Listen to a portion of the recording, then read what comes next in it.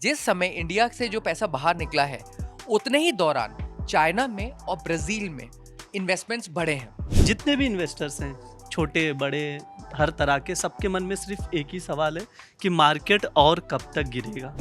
देखिए, आपने ये सवाल पूछकर मुझे एक तो 2008 का जो एक फाइनेंशियल क्राइसिस था, लेमन ब्रदर क्राइसिस, वो याद दिलाया।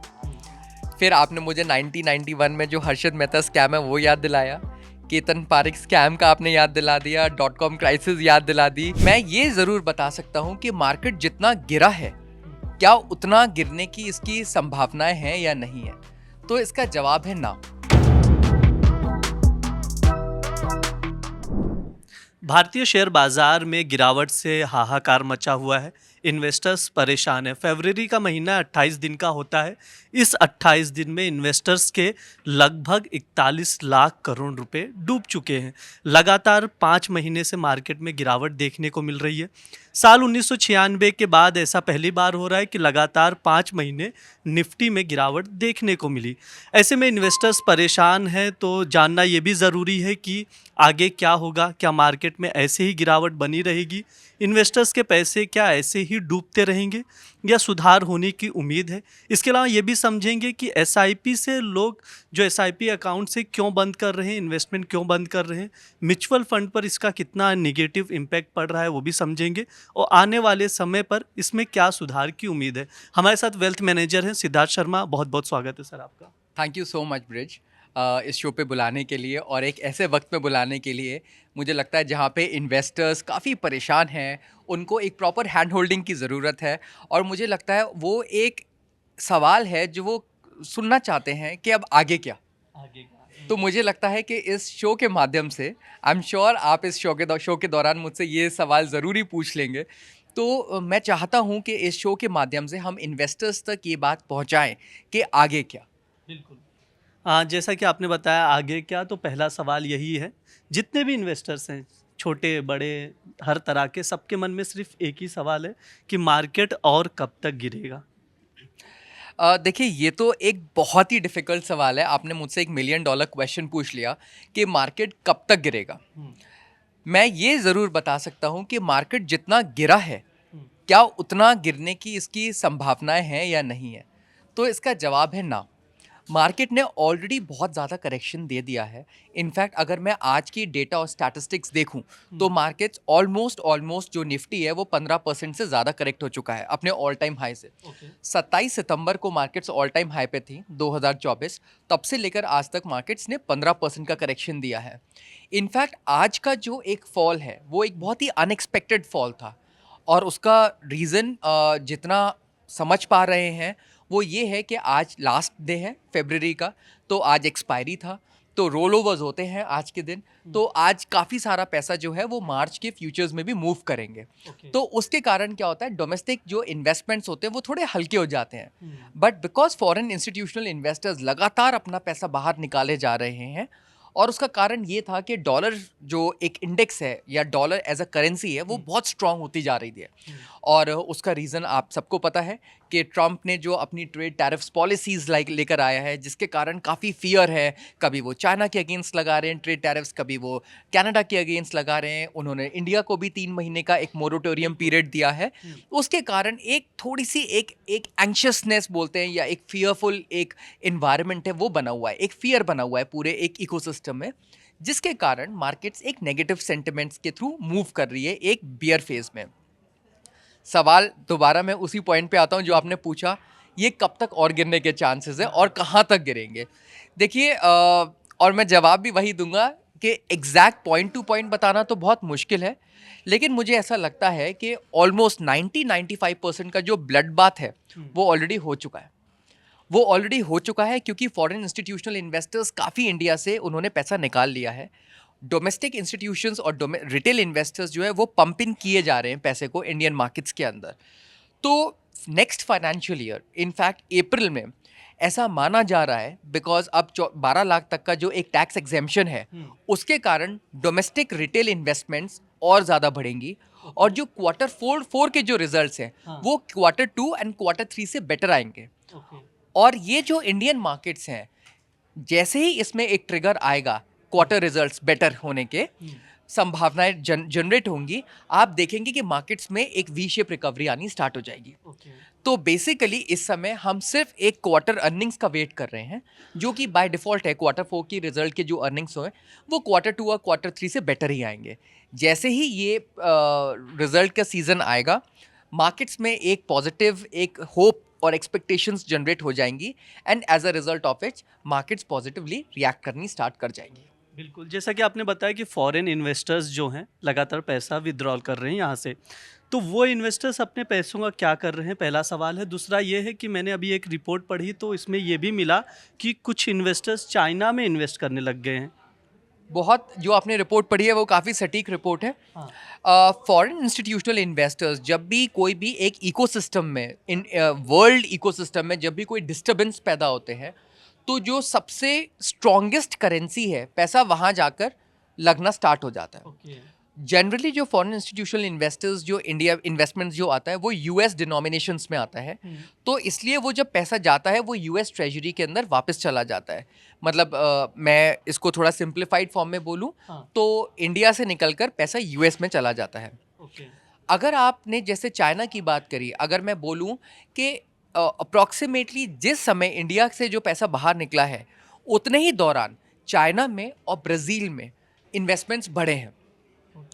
और चाइना में जो इन्वेस्टमेंट्स बढ़ने का जो एक रीज़न है वो ये है कि चाइना की जो वैल्यूएशंस थी वो बहुत सस्ती थी। चाइना जिस पीई मल्टीपल पे ट्रेड कर रहा है और इंडिया जिस पीई मल्टीपल पे ट्रेड कर रहा है उसमें बहुत डिफरेंस है। इंडिया हर बार एक एक्सपेंसिव कंट्री थी, है और रहेगी। इंडिया का जो एक एवरेज पीई मल्टीपल है जो जिसको बोलते हैं कि the best time to invest is जब वो 17 और 18 पीई मल्टीपल्स पे ट्रेड करता है। चाइना का जो पीई मल्टीपल था वो 7 और 9 था इस समय।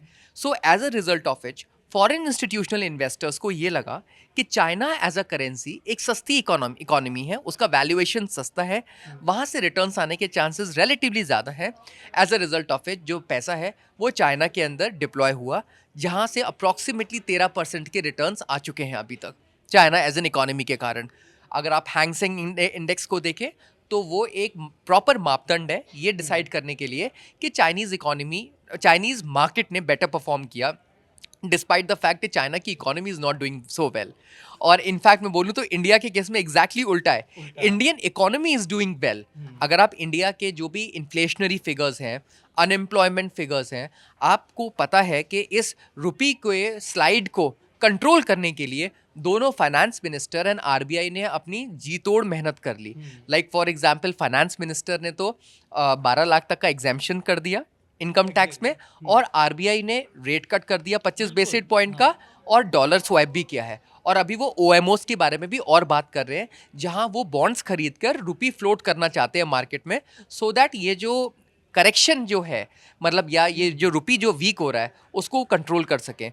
और ये एक्चुअली रुपी कंट्रोल सरकार का और आरबीआई का बहुत इंपॉर्टेंट संगठन से ही कंट्रोल हो सकता है। सो मैं ये बोलूँगा कि जब तक इकोनॉमी बहुत स्ट्रॉन्ग है तब तक इतनी डरने की ज़रूरत नहीं है। प्रॉब्लम तब आती है जब आपकी इकोनॉमी स्ट्रॉन्ग नहीं है और मार्केट्स परफॉर्म कर रही है, क्योंकि तब मार्केट्स एक बबल फेज में चला जाता है। बट अभी क्योंकि markets is nothing but a function of economy, अगर इकोनॉमी परफॉर्म अच्छा करती है तो मार्केट्स अच्छा परफॉर्म करती है, अगर इकोनॉमी बुरी परफॉर्म करती है तो मार्केट्स बुरी परफॉर्म करती है। इंडियन इकोनॉमी में कोई प्रॉब्लम नहीं है, इंडियन मार्केट्स में अभी प्रॉब्लम आ रहा है because of foreign institutional investment. क्या है रीजंस, क्या है मतलब एग्जैक्टली अगर हम लोग मेन रीजंस देखें कि क्या क्या रीजंस है जो मार्केट में इतनी गिरावट देखिए ये एक लहर है, रीज़न एक नहीं है, मल्टीपल रीजंस है। थोड़ा सा बताइए मैं बताना चाहूँगा। 27 सितंबर को मार्केट्स ऑल टाइम हाइप थे और मार्केट्स बहुत एक्सपेंसिव थे, specially mid and small cap segment, लेकिन इन्फ्यूजन तब भी जारी था। अब 27 सितंबर को प्रॉब्लम ये आई कि जब क्वार्टर रिजल्ट्स आने स्टार्ट हुए इंडिया के Q2 वो प्रॉपर नहीं थे और उसके कारण एक नेगेटिव सेंटिमेंट्स हुए। फिर उसके बाद क्या हुआ, चाइना की इकोनॉमी क्योंकि परफॉर्म नहीं कर रही है, जो कि मैंने आपको बताया अभी इंटरव्यू में, उससे बाहर निकलने के लिए चाइना ने एक फिस्कल पैकेज दिया, बट अनफॉर्चुनेटली वो फिस्कल पैकेज चल नहीं पाया, और जिसके कारण जो पैसा इंडिया से चाइना फ्लो हुआ उसी समय यूएस प्रेसिडेंशियल इलेक्शंस भी आ गए, जहाँ पे बहुत नेक टू नेक फाइट थी कमला हैरिस के बीच में एंड डोनाल्ड ट्रंप के बीच में। फॉर्चुनेटली अनफॉर्चुनेटली डोनाल्ड ट्रंप जीत गए। जैसे ही डोनाल्ड ट्रंप जीते वो पैसा चाइना से निकल कर यूएस में आ गया, और जैसे ही वो इकोनॉमी में एज अ प्रेसिडेंट बने, उस दिन से लेकर आज तक ट्रेड टैरिफ्स और ट्रेड वॉर्स चल रहे गए। तो एक जगह तो यूक्रेन क्राइसिस और मिडिल ईस्ट क्राइसिस ने भी एक प्रॉब्लम क्रिएट किया, बट वो सेटल हो गए, बट ट्रेड टैरिफ्स ने एक बहुत बड़ी प्रॉब्लम क्रिएट करी। तो ये एक सीरीज ऑफ इवेंट हो गए, वन आफ्टर द अदर। उसके बाद Q3 के जब रिजल्ट्स आए वो पुअर आए। तो कहते हैं ना, डूबते को तिनके का सहारा, वो ना तो तिनका मिला और वो जो डूबना था वो बढ़ता गया। तो ये एक रीज़न था जिसके कारण सीरीज ऑफ मल्टीपल इवेंट्स हुए, और उन मल्टीपल इवेंट्स के कारण इंडियन मार्केट से पैसा निकला, और वो पैसा इनफैक्ट इमर्जिंग मार्केट्स जितनी भी हैं उसमें से इंडियन मार्केट्स इस समय वर्स्ट परफॉर्मर है। और इसके पीछे रीज़न ये है कि इंडियन मार्केट सबसे एक्सपेंसिव थे आज तक। इंडिया का मार्केट कैप टू जीडीपी बहुत बढ़ गया था, और जो इन्फ्लोज थे इमर्जिंग मार्केट्स में वो सारा का सारा इंडिया में आ रहा था। That has been a major reason. थोड़ा सा हिस्ट्री की ओर चलते हैं, जैसे 1991 में हर्षद मेहता का, उस टाइम पे भी मार्केट बहुत ज़्यादा गिरा, पूरा मार्केट क्रैश हो गया। फिर 1996 में 5 महीने लगातार मार्केट में गिरावट देखने को मिली। उसके 28 साल बाद अब वापस से मार्केट में लगातार गिरावट देखने को मिल रही है, 5 महीने लगातार गिरावट। क्या लग रहा है कि मंडे को जब मार्केट खुलेगा तो फिर वही चीज़ देखने को मिलेगी या कुछ सुधार की उम्मीद है? देखिए, आपने ये सवाल पूछकर मुझे एक तो 2008 का जो एक फाइनेंशियल क्राइसिस था, लेमन ब्रदर क्राइसिस, वो याद दिलाया। फिर आपने मुझे 1991 में जो हर्षद मेहता स्कैम है वो याद दिलाया। केतन पारेख स्कैम का आपने याद दिला दिया। .com क्राइसिस याद दिला दी। आपने मुझे ये बता दिया जब बीजेपी की सरकार एक दिन के अंदर इम्पीच हो गई थी और फॉल हो गई थी। आप सब आपने मुझे याद दिला दिया। मैं आपको ये बताना चाहता हूँ कि ये जो इवेंट्स जो अभी हुए हैं आज तक पास्ट में, वो उसमें जो प्रॉब्लम आ रही थी वो एक यूफोरिया क्रिएट हुआ था। 91 में जो हुआ था हर्षद मेहता स्कैम, वो it was a single individual investor जिसने पूरा मार्केट हिला दिया था। अगर आप उससे आज के इवेंट को कंपेयर नहीं कर सकते, बिकॉज आज जो एक इवेंट है वो एक इंडिविजुअल इन्वेस्टर नहीं हिला रहा है। हालांकि आप उसको ट्रम्प से कंपेयर नहीं कर सकते हैं, बट येस, आई मीन मैं आपको ये बताना चाह रहा हूँ कि तब की जो इंडियन इकोनॉमी थी और आज की जो इंडियन इकोनॉमी है उसमें बहुत ज़्यादा बदलाव आ चुका है। आज इंडियन तब की जो जीडीपी थी और आज की जो जीडीपी है उसमें बहुत ज़्यादा बदलाव आ गया है। तब का जो सेबी एज अ रेगुलेटर था और आज जो सेबी एज अ रेगुलेटर है उसमें बहुत ज़्यादा बदलाव आ गया है। इनफैक्ट मैं आज ही बताना चाहूँगा, इस माध्यम से सेबी इतनी ज़्यादा स्ट्रांग हो गई है कि आज तो एक नया पीएमएस लॉन्च हो रहा है जहाँ 10 लाख तक की उसकी वैल्यू हो गई है। तो ये एक अपना पेनिट्रेशन बढ़ाने के लिए सेबी कुछ मतलब सारे हथकंडे अपना रही है जिससे लोगों की तरफ ज़्यादा से ज़्यादा आकर्षण हो इन्वेस्टमेंट्स करने के। बट यस, इस समय दिक्कतें हैं क्योंकि एक नेगेटिव सेंटिमेंट्स दौड़ रही हैं, जैसे Ketan Parekh, Harshad Mehta, 2008 crisis, .com crisis, ये सब हुए। तो ये भी एक क्राइसिस ही समझिए जो मार्केट अपनी तरीके से गुजर रही है। बट मैं आपको एक अगेन इस शो के दौरा इस माध्यम से दर्शकों को चाह रहा हूँ कि मंडे को मार्केट जो खुलेगा उसकी क्या हालत होगी? Well, good question and a very very tough question जो आप एज अ फाइनेंशियल एनालिस्ट अगर मैं इसका जवाब दूं, मुझे ऐसा लगता है कि मंडे को मार्केट्स की जो गिरने की जो प्रोबेबिलिटी है वो अब बहुत कम है। एक तो आज का एक्सपायरी था, आज फरवरी 2028 है, और प्रॉब्लम इसके साथ ये थी कि आज डोनाल्ड ट्रंप ने against China and against Canada एक बता दिया है कि वो एक ट्रेड टैरिफ्स लगाएंगे। तो ये एक रीज़न रहा था जिसके कारण मार्केट्स के अंदर एक नेगेटिव सेंटिमेंट्स रहे हैं। मुझे ऐसा लगता है, जितना मैं मार्केट्स को रीड कर रहा हूँ, कि आई थिंक मार्केट्स का मोर और लेस बॉटम आ चुका है। मार्केट्स ऑलरेडी एक सपोर्ट लेवल पे खड़ा हुआ है, उसको बस एक या दो एक पॉजिटिव न्यूज़ की ज़रूरत है और मार्केट्स बाउंस बैक कर जाएगी अपने एक ओरिजिनल फॉर्म में। इस दौरान जो डोमेस्टिक इन्वेस्टर्स ने साथ दिया है वो एक इतिहास में एक चैप्टर रच दिया जाएगा कि आज Indian markets completely foreign institutional investors के थ्रू गवर्न नहीं है। उसमें डोमेस्टिक इंस्टीट्यूशंस, डोमेस्टिक रिटेल का भी पार्टिसिपेशन बहुत ज़्यादा है और उसके थ्रू आज इंडियन मार्केट्स काफ़ी हद तक संभले हुए हैं। अगर आज हम 2008 या जैसे आपने 96 की बात करी, अगर आप ये वही सिनेरियो होता तो आज तो हम 76,000 या 74,000 पे नहीं होते, आज हम 60,000 के इंडेक्स पर बैठे होते, क्योंकि उस समय हमारा जो मेजर मार्केट्स था वो गवर्न था फॉरेन इंस्टीट्यूशनल इन्वेस्टर्स से। आज मेजर मार्केट डोमेस्टिक इंस्टीट्यूशन से गवर्न है, इन्वेस्टर्स से। तो ये समझना बहुत ज़रूरी है, जब लैंडस्केप ही बदल गया पूरा, एक मार्केट में कि कौन परचेज कर रहा है, कौन सेल कर रहा है। तो मैं आपको ये बताना चाहूँगा कि आज इंडियन मार्केट्स काफ़ी रेजिलिएंट, एक रोबोस्ट हो गई हैं। वर्ल्ड की टॉप 5 मार्केट्स के अंदर उसकी आज गिनती है। गिरना और चढ़ना तो बहुत एक लाजमी चीज़ है। कौन सा मार्केट है जो आज तक नहीं गिरा? आप देखिए यूएस मार्केट्स पिछले 3 साल में उसने भी कोई परफॉर्मेंस नहीं दी। तो ये जो अभी हो रहा है मैं समझ सकता हूँ, स्पेशली पोस्ट कोविड के बाद जो इन्वेस्टर्स आए थे, जिनको ये लगता था कि market is nothing but an FD at a rate of 22%। वो एक गलत धारणा, गलत मानसिकता थी। उनको ये नहीं पता था कि मार्केट्स में एक गिरने की भी एक चलन होती है, और मार्केट्स अगर गिरेगी नहीं तो मार्केट्स ओवरहीट होगी। मार्केट्स अगर ओवरहीट हो जाएगी तो मार्केट्स में रिटर्न जनरेट करने की प्रोबेबिलिटी कम होगी, और कुछ लोग उसको अलग अलग तरीके से दर्शाएंगे। कुछ उसको बबल बोलेंगे, कुछ उसको बस्ट बोलेंगे। तो इसलिए ये मार्केट का गिरना बहुत ज़रूरी है, जहाँ करेक्ट वैल्यूएशंस मिल सके, जहाँ मार्केट को एक प्रॉपर सपोर्ट मिल सके, और technical parameters like price to earning, price to book, market cap to GDP वो अपने संतुलन में मूव करें। मार्केट गिर रही है, इसका इम्पैक्ट म्यूचुअल फंड में जो इन्वेस्टर हैं वो भी डरे हुए हैं, एसआईपी में इन्वेस्ट करना बंद कर रहे हैं। क्या वजह है कि एसआईपी बंद हो रही है जो उसमें इन्वेस्ट कर रहे हैं? दूसरी चीज़ ये है कि अगर कोई एसआईपी के थ्रू इन्वेस्ट कर रहा है म्यूचुअल फंड्स में, तो क्या उसे इस वक्त बंद कर देनी चाहिए एसआईपी? देखिए, दो कॉन्ट्ररी क्वेश्चंस आपने मुझसे पूछे हैं। हाँ, मार्केट्स में जितने भी जो एसआईपी इन्वेस्टर्स हैं, जनरली जो सैलरीड क्लास है, वो मेजरली एसआईपी इन्वेस्टमेंट्स के थ्रू अपने मार्केट्स में एंटर करते हैं। वो डरे हुए हैं, बेशक डरे हुए हैं। उनका जो एक सवाल है जिसके कारण एसआईपी वो बंद कर रहे हैं, वो ये सोच रहे हैं कि मैं कब तक एसआईपी के थ्रू एवरेज करता रहूं। 76 पे गिरी तब मैंने एवरेज किया, 75 पे गिरी तब एवरेज किया। उन्होंने ये धारणा वो बना रहे हैं, जो कि क्योंकि मैं एक ग्रास रूट रियलिटी से जुड़ा हुआ हूँ, उनको ऐसा लगता है कि मार्केट को पहले थोड़ा सेटल होने दीजिए, उसके बाद हम अपने पैसे को इन्फ्यूज़ करेंगे। क्योंकि वो अंदर से डरे हुए हैं, वो एक एंजाइटी है, वो अपने पैसे को इरोड होते हुए देख रहे हैं। तो अगर आप उनके नज़रिए से देखें तो वो गलत नहीं है, क्योंकि ना तो उन्होंने इतना बड़ा फॉल देखा, ना उनको ये समझ में आ पा रहा है कि मार्केट संभल कहाँ रही है। इनफैक्ट आज के बाद तो आपको रियलाइज़ हो गया होगा कि 1.5% का आज लार्ज कैप फॉल किया है और 2% मिड कैप फॉल किया है आज। तो उनके पर्सपेक्टिव से अगर देखा जाए तो बिल्कुल सही है, बट उनको राइट हैंड होल्डिंग करना भी बहुत ज़्यादा ज़रूरी है। तो अगर आप मुझसे ये पूछें कि क्या एसआईपीज़ बंद करना इस मार्केट में सही रहेगा या नहीं, तो मैं बोलूँगा ये गलत है। कि क्योंकि इसके पीछे एक रीज़न है, और ये रीज़न मैं आपको एक हिस्टोरिकल डेटा से बताऊंगा। जब मार्केट्स ने कोविड के बाद रिकवर किया था, तो उस समय सेंसेक्स था 42,000, और 42,000 से मार्केट यूनिडायरेक्शनल हो गई थी 62,000 में।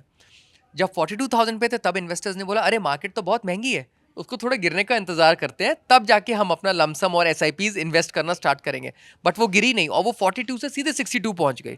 इन द सिमिलर मैनर मैं उस डेटा को जब मैं इस्तेमाल करता हूँ, तो मुझे लगता है कि मार्केट अभी जो 74 या 75 के लेवल पर है, यहाँ से प्रोबेबिलिटी है कि यूनिडायरेक्शनल हो सकती है। अगर एक दो पॉजिटिव रिएक्शंस आ जाए तो मार्केट को टाइम आउट करना 100% इज इम्पॉसिबल।